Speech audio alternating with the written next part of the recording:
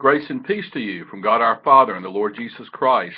Welcome to this session of the New Covenant Church Online Bible Study. I'm Pastor Randy Wall. Thank you for joining us. We're now in a study, a short-term study, not so much on a book of the Bible or a topic of the Bible, but on world religions. This study I'm doing by request, and I invite you to join along with us. Last week we looked at the introduction to world religions and some things to keep in mind as we look at them. Today we'll be looking at the religion of Judaism. And thank you for joining us. Please feel free to take notes.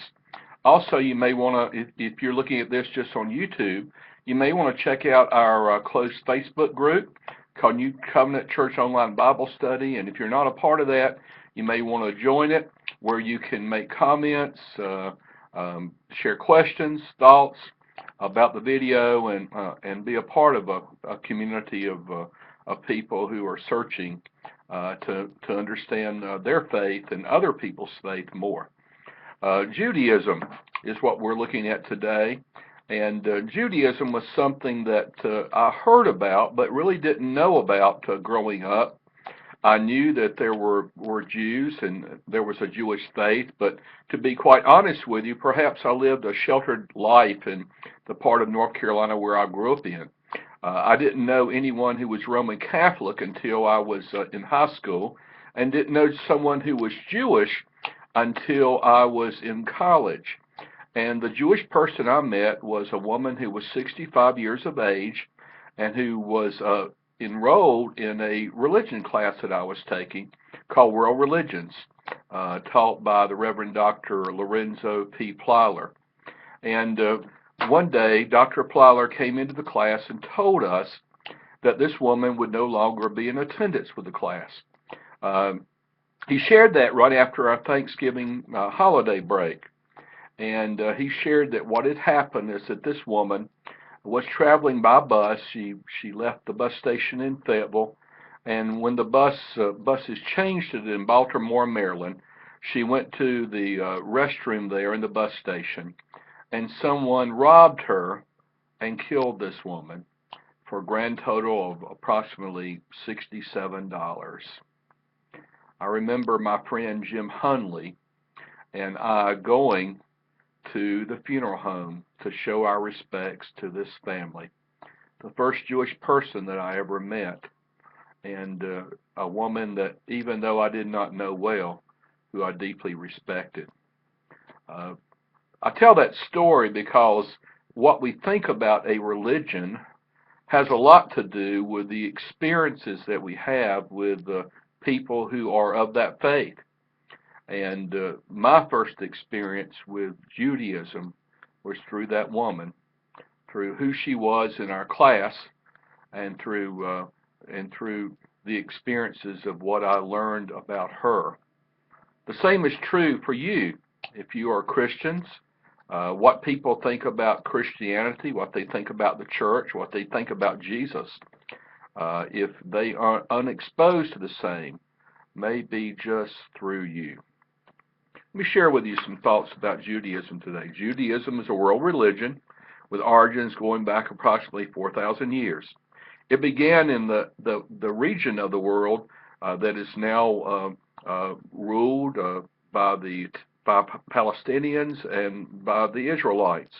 Judaism traces its origins back to the covenant between God and Abram and his heirs, that God would make them a sacred people and give them a holy land.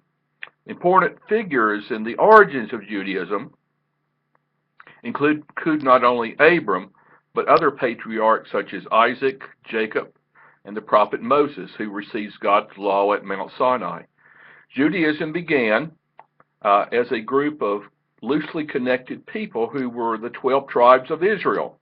During the kingship of David and Solomon, these 12 tribes were forged more into a nation.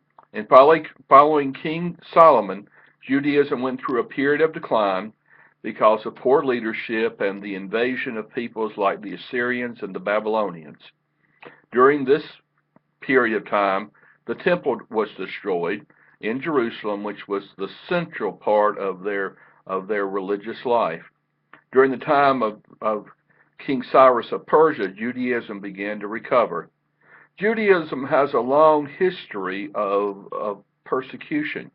Many are familiar with the extermination of Jews during the days of World War II under the Nazi regime, and of the battles between Jews and their neighbors in the Middle East that's taken place since the forming of Israel as a nation a little over 50 years ago. Judaism is grounded in religious, ethical, and social laws contained in what is called the Torah, which is the first 5 books of the Hebrew Bible. Other sacred texts for the Jews include the Talmud and the Midrash, who are rabbinical and legal interpretations of the Torah. Like many religious groups, not all Jewish believers believe the very same thing. While they are united in their belief in one God and the importance of the Torah, they differ in their interpretation of the same.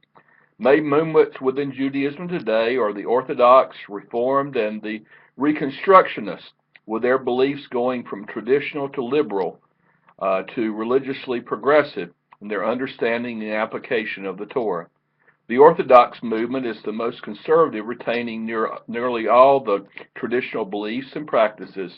On the other end of the spectrum, you have the Reformed Jews, who retain their Jewish identity in some traditions but take a more liberal view in their beliefs and practices.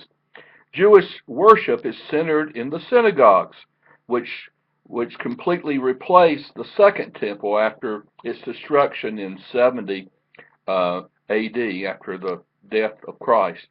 Jewish religious leaders are called rabbis, who oversee the rituals and the ceremonies essential to Jewish religious practice. Whether their beliefs are conservative or liberal, they are united in celebrating special days throughout the year and in each person's life. All days in the Jewish calendar begin at sunset, and so consequently, all of their holidays or holy days begin at sundown and end at sundown. That is why they have Sabbath services on Friday nights, because for the Jew, their Sabbath or their holy day is Saturday. Major religious holidays for Jews include Passover and Rosh Hashanah and Yom Kippur, just to name a few. Hanukkah has become a more important holiday in recent years for Jews, particularly for those Jews who are living in areas where there are a lot of Christians. Numerous personal life events are observed in the Jewish tradition. For example, at the age of 13, a boy becomes a bar mitzvah, or a son of the covenant, and a girl at the age of 12 becomes a bat mitzvah, or a daughter of the covenant. And the occasion is marked by that particular young person publicly reading the Torah in the synagogue worship service. While Jews believe in the importance of believing in one God and in the importance of the Torah, there are a few essential beliefs beyond those. In everyday life, traditional Jews observe the laws of eating only certain foods that they believe God has designated as kosher for them, foods that, according to the Torah, they are to eat, while other foods are excluded.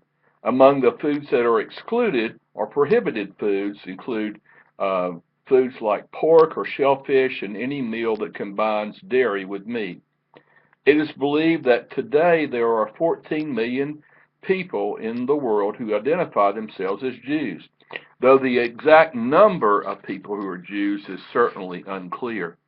And of course, there are many other faith traditions who have connections to the Jews, including Christianity, Islam, and the Baha'i faith. That's a little bit about the Jewish tradition. I welcome your comments and your thoughts, and thank you for joining us. Next week, we'll be looking at Islam. Thanks so much. God bless.